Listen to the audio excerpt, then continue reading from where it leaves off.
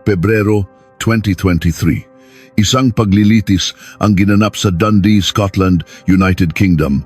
Ang hepe ng pulisya na namamahala sa kaso ay nagpahayag ng ganitong damdamin sa harap ng korte. Ang pangyayaring ito ay yumanig at nagdulot ng matinding takot sa aming lahat. Ang kasamaang ito ay higit pa sa anumang kabuktutan na nakita ko sa aking 30 taong karanasan bilang pulis. Ganoon din ang nararamdaman ng aking mga kasamahan. Ang mga ginawa ng kriminal ay walang anumang pagpapahalaga sa buhay, sakit o pagdurusa ng tao.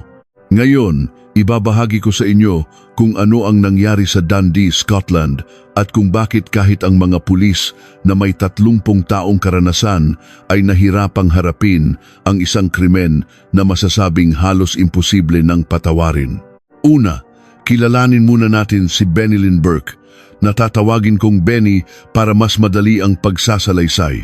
Si Benny ay isinilang noong 1995 sa lungsod ng Quezon, Pilipinas, isang lugar na may populasyong 3 milyong katao at itinuturing na pinakamataong lungsod sa Pilipinas. Ang pamilya ni Benny ay binubuo ng kanyang mga magulang, isang ate, isang kuya at si Benny. Sa 3 magkakapatid, si Benny lamang ang nakapag-aral sa kolehiyo. Sa kabila nito, walang inggitan sa pagitan nila. Sa halip, sila ay napakalapit sa isa't isa. Ang ate ni Benny, si S, ay nagtrabaho para mapag-aral si Benny habang ang kanyang kuya, kung may mga api kay Benny sa paaralan, ay tiyak na pupunta roon para ipagtanggol ang kanyang kapatid. Ang buhay ni Benny ay payapang lumipas hanggang noong 2015 nang siya ay 19 na taong gulang. Nakilala niya ang isang lalaking nagngangalang Lenton Binks sa isang dating app. Si Lenton ay nakatira sa UK at tulad ng makikita ninyo sa larawan, mas matanda siya kay Benny ng 40 taon. Si Benny ay 19 at si Lenton ay 29. Nagsimulang mag-date sina Benny at Lenton noong 2015. Dahil isa ay nasa Pilipinas at ang isa ay nasa UK, hindi malinaw kung gaano sila kadalas magkita, ngunit napanatili nila ang magandang relasyon at nabuntis pa nga si Benny. Ikinasal sila sa isla ng Samar, Pilipinas noong Hulyo 28, 2018. Isang buwan pagkatapos ng kasal, isinilang ang kanilang anak na si Jellica. Sa panahong iyon, hindi pa agad makalipat si Benny sa UK para makasama ang kanyang asawa. Nanatili siya kasama ang kanyang anak at mga magulang sa Pilipinas. Makalipas ang halos 1 taon, noong Agosto 2019, lumipat siya sa UK, ang bayan ng kanyang asawa. Noong una, tila mahirap, ngunit sa talino at pagiging madiskarte ni Benny, mabilis siyang nakaangkop sa buhay sa UK.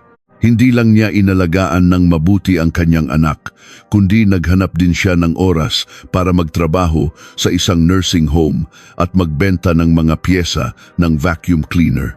Dahil bata pa at malakas, gusto niyang magsikap para makapagpadala ng pera sa kanyang pamilya sa Pilipinas upang matustusan ang kanilang mga gastusin. Nagpadala si Benny ng pera para tulungan ang kanyang pamilya sa loob ng mahigit 1 taon. Ang tulong na ito ay bahagyang nakatulong sa kanyang mga mahal sa buhay na malampasan ang iba't ibang paghihirap. Hindi inakala ni Benny at ng kanyang pamilya na hindi magtatagal, hindi na niya magagawang suportahan ang kanyang pamilya.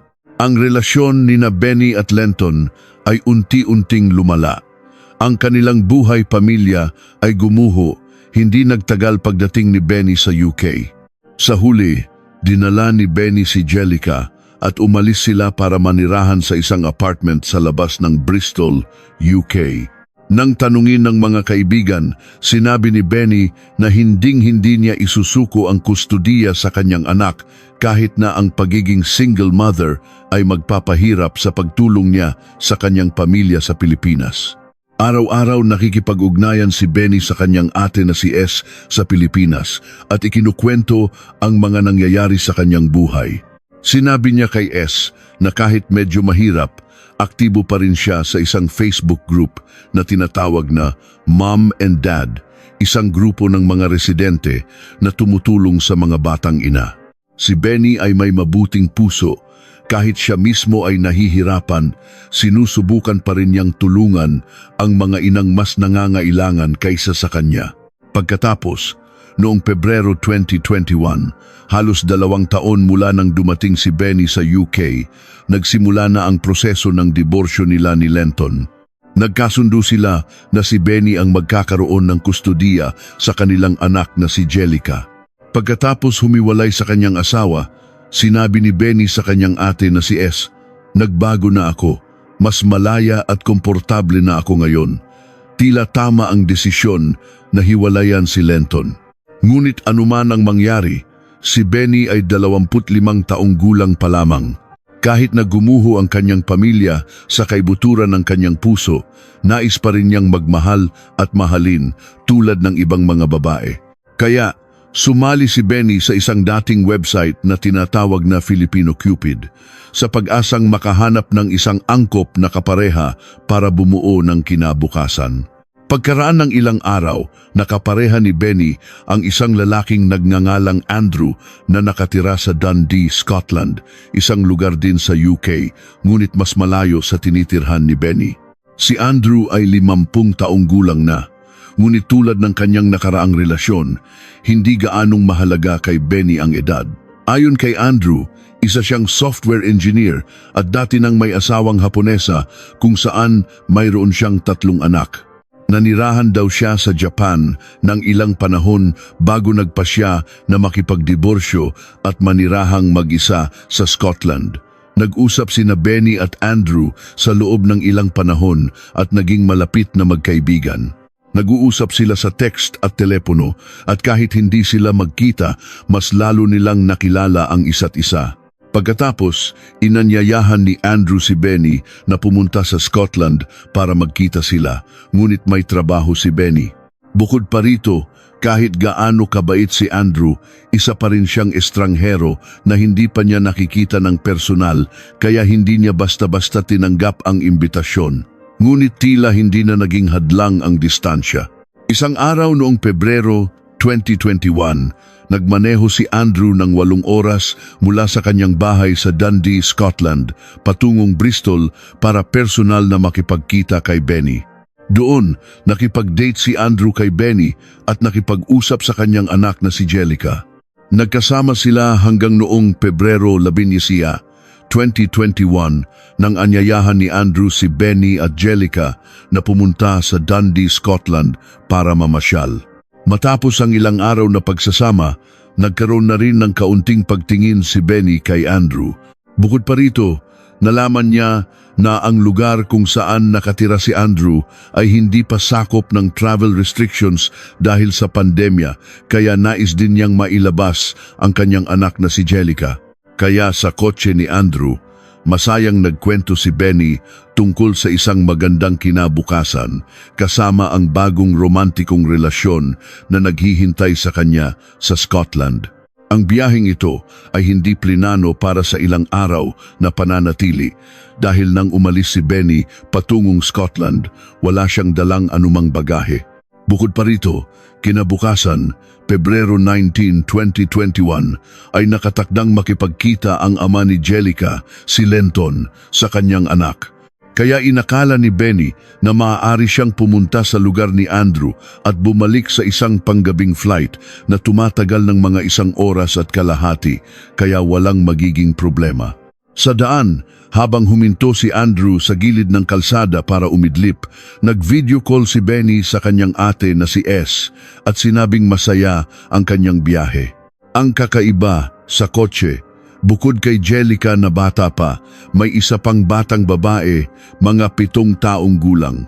Hindi isiniwalat ang pagkakakilanlan ng batang ito, kaya pansamantala ko siyang tatawaging Emma. Posibleng isa rin siyang bata na dinala ni Andrew.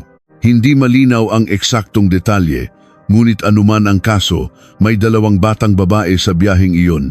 Si Jellica, 2 taon at 7 buwan, at si Emma, 7 taon. Masayang nagmamasid sa paligid sina Benny at Jellica. Kumuha sila ng mga larawan, pati na rin ng larawan ni Andrew. Ngunit kinabukasan, Pebrero 2021, hindi na makontak ni Ate S si Benny, samantalang nakasanayan na nilang mag-usap araw-araw. Ngayon, hindi na sinasagot ni Benny ang mga tawag o text mula sa kanyang kapatid. Bukod pa rito, pumunta si Lenton sa bahay ni Benny para makita ang kanyang anak, ngunit walang tao roon. Hindi rin niya sinasagot ang telepono at walang tugon sa kanyang mga text. Lumipas pa ang isang araw. Noong Pebrero 2021, si S sa Pilipinas ay nakatanggap ng mensahe mula kay Andrew. Ikaw ba ang ate ni Benny? Nakipagkita si Benny sa isang lalaki sa isang coffee shop marahil sa pamamagitan ng isang dating app. Sumama siya at si Jellica sa lalaking iyon papuntang Glasgow. Talaga? Si Benny? Pero bakit hindi niya sinasagot ang tawag? Sabi ni Benny. Madalas silang mag-away ng kanyang dating asawa tungkol sa kustudiya ng bata. Sabi niya, takot siyang mahanap ng pulis o sinuman kaya pinatay niya ang kanyang cellphone at tumakas. Natural, naramdaman ni S na may kakaiba. Kung may ganoong plano, sana sinabi na ito ng kanyang kapatid. Nag-text muli si S kay Andrew. Buhay pa ba ang kapatid ko? Ang Scotland ay isang napakatahimik na lugar. Walang krimen na nangyayari dito. Huwag kang mag-alala. Ligtas si Benny. Nang hindi na nag-text ang lalaki, labis na nag-alala si S. Nag-text siyang muli. Hello, ano ang nangyari sa kapatid ko? Mahabang kwento. Pero huwag kang mag-alala. Okay lang siya. Pakiusap. Sabihin mo sa akin kung ano ang nangyari sa kapatid ko. Pagkatapos noon, nagpadala si Andrew ng isang video ni Benny. Gayunpaman, nang paulit-ulit itong pinanood ni S, tila matagal na itong kinunan. Pagkatapos ng usapan nila ni Andrew, naghintay si S ng tawag mula kay Benny sa loob ng 2 linggo, ngunit walang anumang komunikasyon. Pagkatapos, nawalan na rin ng kontak si Andrew. Saan nga ba si Benny? Ang kanyang kapatid ay nagsimulang maghinala na may masamang nangyari. Noong Marso 2, 2021, iniulat niyang nawawala si Benny. Hindi agad natagpuan ng pulisya sa Dundee, Scotland si Andrew dahil si S mismo ay alam lang ang tungkol kay Andrew, ngunit hindi niya masabi sa pulisya kung sino siya at saan siya nakatira. Ang tanging alam ng pulisya ay mula sa testimonya ni S na noong Pebrero 18, 2021, naglakbay sina Benny at Jellica mula Bristol patungong Dundee, Scotland. Sinuri ng pulisya ang lahat ng sasakyan at CCTV para matukoy kung aling sasakyan ang naglakbay mula Bristol patungong Dundee at isang kahina-hinalang sasakyan ang natagpuan. Ang may-ari ng sasakyang ito ay walang iba kundi si Andrew. Noong Marso 5, 2021, pumunta ang pulisya sa bahay ni Andrew sa 21 Throne Avenue, Dundee. Bahagyang binuksan ni Andrew ang pinto at sinabing, "Naliligo ang anak ko at kailangan niyang magbihis ngayon. Hindi kayo pwedeng pumasok. Bukod pa rito, naka-self-quarantine ako." Ano po ang nangyayari? Ngunit mabilis na sumilip ang pulis sa sala sa siwang ng pinto at nakita ang isang bata na maayos na nakadamit. Napansin ng pulis na may kakaiba kaya nagbigay sila ng babala at pumasok sa bahay para magsiyasat. Pagkaraan lamang ng 3 segundo, hindi nila maiwasang magulat nang makita ang bahay na nasa isang kakaibang kaguluhan. Isang kutso ng pansamantalang nakalagay sa sala. At ang mga gamit ay nagkalat na nagpapahiwatig na tila ginagawa ang bahay. Ang kusina ay puno ng mga kaldero at kawali na walang ayos. Ang ilang mga tiles sa sahig ay tanggal at hindi pantay, kasama pa ang mga kagamitan sa konstruksyon.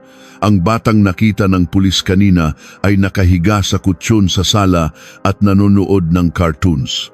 Tinanong ng pulis si Andrew, "Kilala mo ba si Benny? Nasaan siya ngayon?" "Pinatay ko na siya. Nasa ilalim siya ng sahig."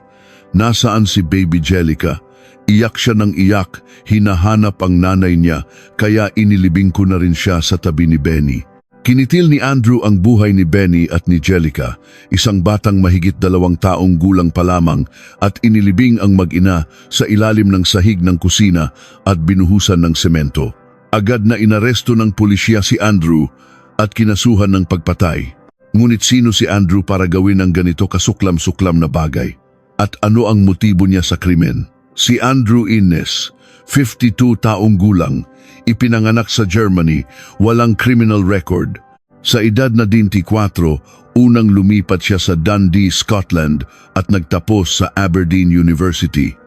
Pagkatapos, nagtrabaho siya sa isang sikat na kumpanya ng laro, ang Rockstar North. Kinalaunan, ikinasal si Andrew sa isang babaeng Haponesa at nagkaroon ng 3 anak. Magkakasama silang nanirahan sa Japan. Pagkatapos, noong 2019, nang makipagdiborsyo siya sa kanyang asawa, bumalik siya sa Dundee, Scotland. Ito rin ang panahon kung kailan bagong dating si Benny sa UK mula sa Pilipinas. Bilang isang programmer, si Andrew ay may magandang karanasan at magaling sa disenyo, kaya isa siya sa mga pinahahalagahang engineer sa kumpanya. Gayunpaman, madalas may kasabihan, ang may talino ay madalas may kapintasan. Hindi ginamit ni Andrew ang kanyang kakayahan para sa kabutihan. Sa halip, ginamit niya ito para sa kanyang madilim na layunin.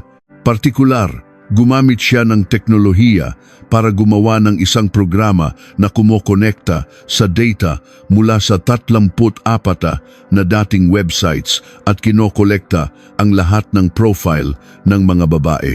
Pagkatapos, inilista niya ang kanyang ideal na tipo ng babae sa isang Excel sheet, binibigyan ng puntos ang bawat isa. Kung mas natutugunan ng isang babae ang kanyang mga gusto, mas mataas ang puntos. At ang mandatory na kondisyon ay dapat single mother na may maliit na anak. Aksidenteng nailagay ni Benny ang kanyang profile sa Filipino Cupid, isa sa 34 na websites na kinolekta niya ng data, kaya naging target siya ni Andrew. Ngunit bakit hindi pinansin ni Andrew ang edad, trabaho o kahit ang mukha ng kanyang kadate, kundi ang pagiging single mother na may anak? Ang susunod kong sasabihin ay isang kasuklam-suklam na katotohanan. Ang motibo ni Andrew sa krimen ay hindi para saktan o patayin ang ina. Ginawa niya ang lahat ng panliligaw para sa iisang layunin lamang, gawin iyon sa maliliit na bata. At mas nakakatakot pa, ikukwento ko ngayon sa inyo kung ano ang nangyari kina Benny at Jellica at pati na rin kay Emma, ang batang natagpuan sa bahay na iyon. Isang nilalaman na maaring makagulat. Tulad ng nabanggit kanina, sinabi rin ng pulisya sa Dundee na hindi pa sila nakatagpo ng ganito kasuklam-suklam na kaso sa loob ng 30 taon nilang serbisyo. Ang kakilakilabot na krimen noong gabing dumating si Benny sa bahay ni Andrew. Habang kinasuhan si Andrew, isang bagong issue ang lumitaw. Kailangang mahanap ang mga labi ni na Benny at Jellica sa lalong madaling panahon. Ngunit ito ay isang napakahirap na gawain para sa pulisya dahil hinukay ni Andrew ang lupa, inilagay ang mga bangkay at binuhusan pa ng semento at tinapos pa sa paglalagay ng tiles. Ang paghuhukay ay kailangang gawin sa paraang hindi gaanong makakasira sa mga labi ng biktima na isang napakahirap na problema. Isang grupo ng mga eksperto, kabilang ang mga anthropologist, archaeologist at geologist ang dumating para maghukay. Ang malawakang presensya ng pulisya ay tuloy-tuloy sa Troon Avenue sa Hilagang Dundee na may 12 ng pulis at forensic staff sa lugar ng krimen. Isinara ng pulisya ng Scotland ang kalsada gamit ang mga harang sa paligid ng bahay at isang tolda ang itinayo sa harap na hardin ng malaking bahay. Ang aksyong ito ay yumanig sa publiko at nagpahiwatig na ito ay isa sa mga pinakamalubhang kaso sa kasaysayan. Inabot ng 2 linggo para lamang hukayin ang mga labi ng mga biktima. Noong Marso 19, sa wakas ay natagpuan ang labi ni Baby Jellica sa kusina sa lalim na wala pang 1 metro. Ang labi naman ni Benny ay natagpuan sa ilalim nito, hubad sa loob ng isang bag at kumot. Ang biktimang si Benilyn Burke 25 taong gulang. Ayon sa autopsy, may malaking saksak si Benny sa dibdib na may lalim na 158 millimeters at maraming sugat sa ulo.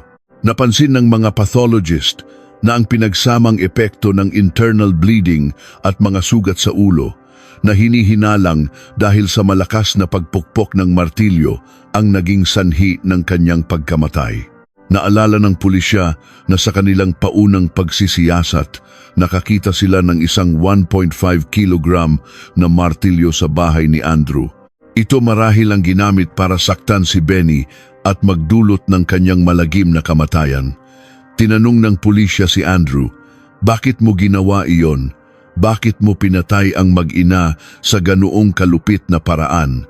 At ito ang argumento ni Andrew.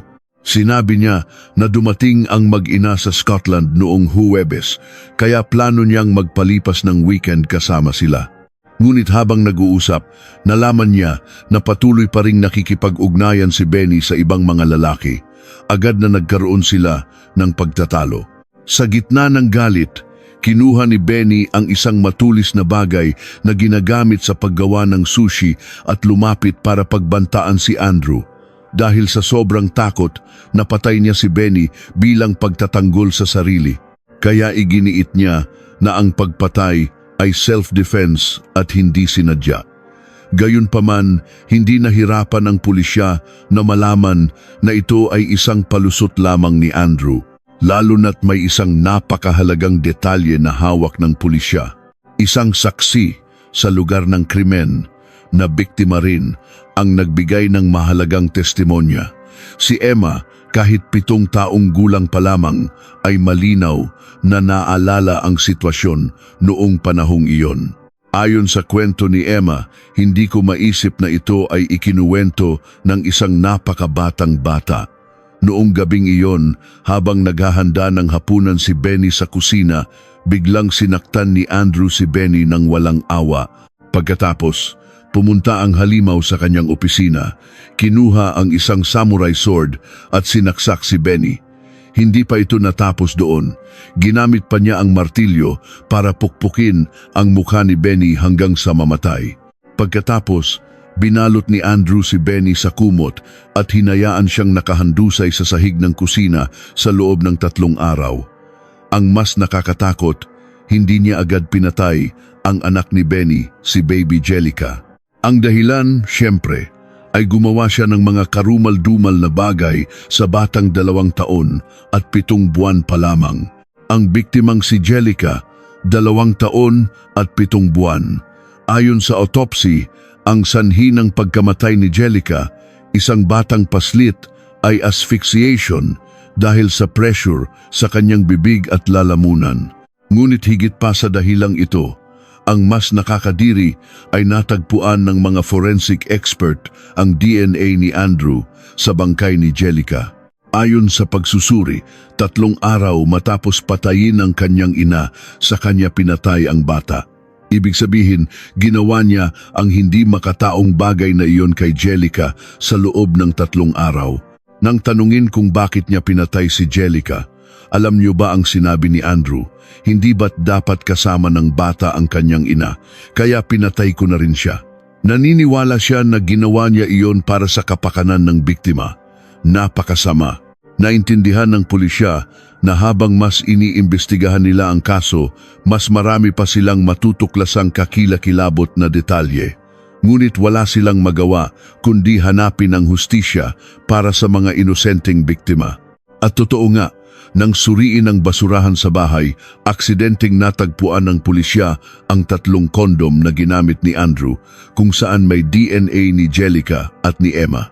Ang nag-iisang biktima na nakaligtas, ngunit dumanas din ng mga sandali ng kakilakilabot na pang-aabuso. Si Emma, ang masuwerteng nakaligtas, 7 taong gulang. Nang tanungin tungkol kay Emma, kalmado pa rin si Andrew. Walang bahid ng pagsisisi o emosyon. Iginiit lang niya na anak niya si Emma. Gayunpaman, mabilis na natuklasan ng mga investigador na walang relasyon ng bata sa kanya. Habang nag-iimbestiga, nalaman nila na si Emma ay nanatili sa bahay ni Andrew 2 linggo bago iyon at dumanas ng matinding pang-aabuso hanggang sa dumating ang pulisya. Ikinulong ni Andrew si Emma sa bahay, itinali sa isang lubid at pinapalakad sa paligid ng bahay na parang aso. Alam niyo ba kung ano ang sinabi ni Andrew kay Emma? Bibigyan kita ng 210 pence coins sa bawat beses na gagawin natin iyon. Ang resulta, nagpositibo si Emma sa chlamydia, isa sa mga pinakakaraniwang sexually transmitted disease. Oo, isang 7 taong gulang na batang babae na may STD. Gaano kahirap para sa isang 7 taong gulang na bata na danasin ang ganito kasuklam-suklam na mga bagay? Isang tanong pa ang agad na pumasok sa isip ng pulisya. Paano napunta si Emma sa kamay ng demonyong ito? Sa katunayan, nang matagpuan ng pulisya si Emma, iniulat siyang nawawala. Ngunit iyon lamang ang isiniwalat hanggang sa kasalukuyan tungkol sa pagkakakilanlan ni Emma. Sa tingin ko, tama ang ginawa ng pulisya dahil mas mabuti para sa kawawang bata na hindi isa publiko ang kanyang pagkakakilanlan at hindi na magdulot pa ng anumang kuryosidad tungkol sa kanya. Dahil maraming bagay ang kailangang pagdaanan ni Emma sa hinaharap. Siyempre, kailangan niyang sumailalim sa therapy at kahit pagtanda niya, dadalhin niya ang napakalaking trauma. Hindi na ito sakit ng isang tao lamang, kundi isang patong-patong na sugat sa isipan dahil sa pagsaksi sa mga bagay na lampas sa kayang dalhin ng isang normal na tao. Mula sa audio recording ng pulisya sa panayam kay Emma, muling parang libu-libong karayom ang tumusok sa puso ng mga pulis na nag-iimbestiga nang ikwento ng 7 taong gulang na bata ang lahat ng kanyang nasaksihan kung paano ginamit ni Andrew si Jellica para sa kanyang masamang pagnanasa hanggang sa sandaling pinatay ang maliit na si Jellica sa kamay ng berdugong nagpanggap na programmer na ito. Isang sagot lang mula kay Emma ay sapat na para itigil ng lahat ang panayam ng matagal. Walang makapaniwala sa kanilang narinig. Sabi ni Emma, inaya niya kaming maglaro ng taguan, pero habang naglalaro, pinatay niya si Baby Jellica. Hindi ako sigurado kung saan niya ginawa iyon. Sumilip ako sa pinto ng banyo, pero isinara niya ito, kaya hindi ko nakita ang lahat. Sigurado ako na nasa banyo si Jellica at dapat ko siyang sinagip, pero wala akong nagawa.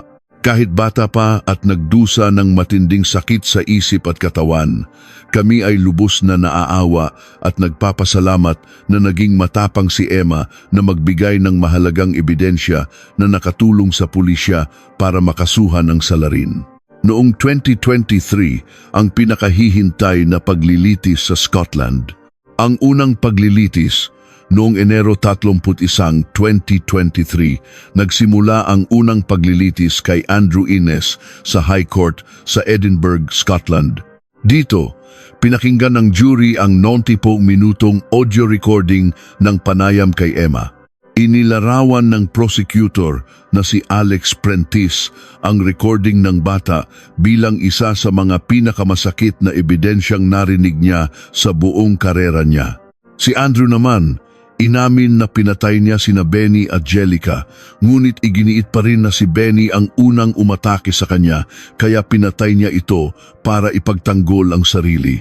Bilang tugon sa palusot na ito ng salarin, naglabas ang korte ng ebidensya na nagpapakitang may mga bakas ng martilyo sa ulo ng biktima bago siya sinaksak ng samurai sword na nagpapatunay na sinadya niyang pukpukin nang paulit-ulit ang mukha ni Benny.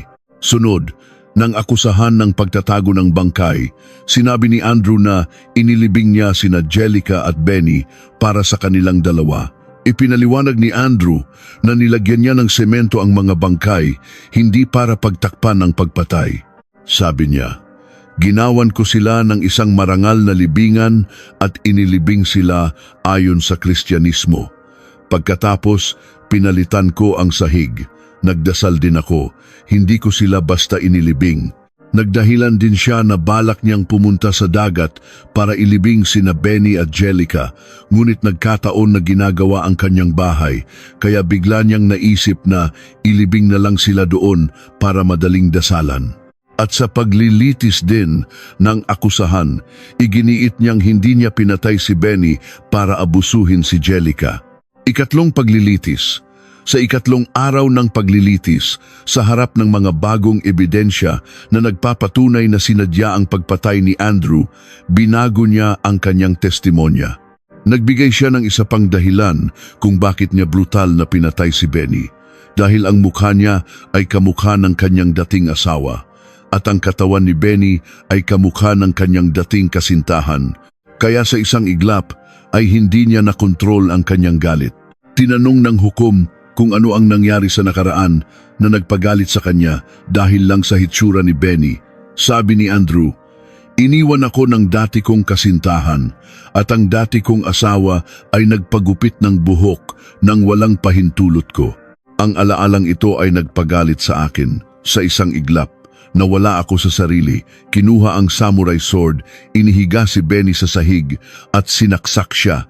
Sa kabila ng lahat ng dahilan, iginiit pa rin ni Andrew na hindi ito isang planadong pagpatay dahil ayon sa kanyang walang hiyang depensa, kung planado ang pagpatay, mas maayos sana ang pagkakagawa nito. Ang bangkay sa ilalim ng sahig, binuhusan ng semento at tinapos pa sa tiles. Hindi pa ba sapat na maayos iyon? Ikaapat na paglilitis. Isinisi ni Andrew ang pagpatay sa sakit sa isip. Sa ikaapat na paglilitis, biglang sinabi ni Andrew sa jury, "Nakarinig ako ng mga boses na nagsasabing, patayin mo si Benny para patunayan ang kanyang hindi matatag na kalusugan sa isip." Kahit habang naglilitis, na-ospital si Andrew dahil sa Crohn's disease, isang sakit na nangangailangan ng steroid na gamot. Inireseta sa kanya ang gamot na ito sa ospital dati. Sinabi ng abogado ni Andrew na gumagamit siya ng steroid noong panahon ng insidente, na nagsasabing ang steroid ang nagdulot sa kanya ng pagkabaliw at pagkawala ng kontrol. Gayunpaman, ipinahayag ni Dr. Cowan, isang forensic expert, na mahirap sabihing may mental disorder si Andrew noong panahon ng krimen. Kahit ito ay isang bihirang side effect ng gamot, walang sapat na ebidensya para maging sanhi ito ng pagpatay. Ipinaliwanag niya na noong nakaraang taon, walang pasyente sa Tayside ang nagkaroon ng steroid-induced psychosis at karamihan sa kanyang mga kasamahan ay hindi pa nakatagpo ng ganoong kaso sa kanilang karera. Sa kabila ng lahat ng depensa, inakusahan din si Andrew ng mga prosecutor ng planadong pagpatay dahil gumawa pa siya ng isang web program para maghanap ng target. Sinadyang dalhin ang target sa kanyang bahay at lumabas para bumili ng mga gamit para itago ang bangkay pagkatapos ng krimen. Ito ay nang suriin ng pulisya ang security camera sa BQ Supermarket malapit sa bahay ni Andrew. Malinaw na nakita sa imahe na noong araw na pinatay si Benny, pumunta siya roon para bumili ng mga trash bag at mga gamit para ibalot ang mga bangkay ni na Benny at Jellica. Batay sa mga medikal na ebidensya tungkol sa kalusugan ng isip ni Andrew noong panahong iyon, inutusan ng hukom ang jury na magbigay ng guilty verdict para sa parehong kaso ng pagpatay. At noong Pebrero 6, 2023, pagkatapos ng 5 araw na paglilitis, si Andrew na humagulgol sa harap ng witness stand habang nagbibigay ng kanyang depensa ay patuloy na itinanggi ang lahat ng akusasyon.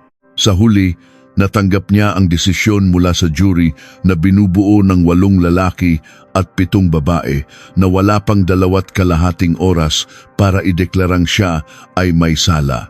Ang resulta, si Andrew ay sinentensiyahan ng habambuhay na pagkakakulong na may posibilidad ng parol pagkatapos ng 36 na taon. Pagkatapos ng hatol, hindi nagpakita si Andrew ng anumang pagsisisi habang inilalabas ng pulisya mula sa korte. Pinuna siya ng husto ng mga taga-Dundee. Nagmura sila at sumigaw, ngunit nginitian lang niya ang mga tao. Isang bangungot ng isang napakasakit na kaso. Sa buong paglilitis sa Edinburgh, Scotland, sa tulong ng Filipino community sa UK at ng gobyerno ng UK, Nakapunta ang pamilya ni Benny at dumalo sa lahat ng paglilitis, nasaksihan ang pagharap ni Andrew sa hustisya. Sinabi ng ama ni Benny sa gitna ng luha, "Ang anak ko ang pag-asa at liwanag ng aming pamilya. Ang liwanag na iyon ay malupit na pinatay." Ibinahagi naman ng ate ni Benny na si S sa kawalan ng pag-asa na araw-araw pa rin siyang tumatawag sa cellphone ni Benny para lang marinig ang boses ni Benny sa voicemail. Marahil ang sakit na ito ay mahirap nang mawala sa bawat mahal sa buhay na nagmahal kay Benny. Sinabi ni Detective Chief Inspector Graham Smith ng Major Investigation Team ng Police Scotland pagkatapos ng paglilitis na ang pagpatay kina Benny at Jellica ay yumanig at nagdulot ng takot sa lahat ng pulis na kasama sa kaso. Dagdag pa niya, "Sa halos 30 taon ko bilang pulis, ang kasamaang ipinakita ni Andrew Ines ay higit pa sa anumang nasaksihan ko o ng aking mga kasamahan." Sinabi rin ng jury na maraming krimen ni Andrew ang hindi isiniwalat sa media, ngunit dahil sa kanilang tungkulin, kinailangan nilang pakinggan ang bawat detalye ng hubad na katotohanan. Ang ilang miyembro ng jury ay hindi man lang makatingin sa mukha ng salarin pagkatapos ng paglilitis. Sinabi ng Korte ng Scotland at ng gobyerno ng UK na ang jury na ito ay hindi na muling lalahok sa anumang paglilitis bilang jury sa hinaharap dahil sa hirap na kanilang dinanas sa kasong ito. Samantala, pagkatapos mahatulan, kalmadong sinabi ni Andrew, "Kung dumating kayong mga pulis, 24 na oras na mas huli, hindi ko alam kung ano na ang nangyari kay Emma." Sa wakas, nang unang lumabas ang balitang ito sa media, ang mga taga Dundee, Scotland ay labis ding nagulat at nasaktan dahil ang target ng krimeng ito ay mga bata. Ginunita ng mga tao ang pagkamatay ng mag-inang Benny sa pamamagitan ng pag-iiwan ng mga kandila, bulaklak, manika at mga banner sa parke. Bukod pa rito, nagtipon din ang mga residente at nagsagawa ng isang memorial service. Ang kasong ito marahil ang pinakakakilakilabot sa libu-libong kaso na nangyari sa pamamagitan ng mga dating app.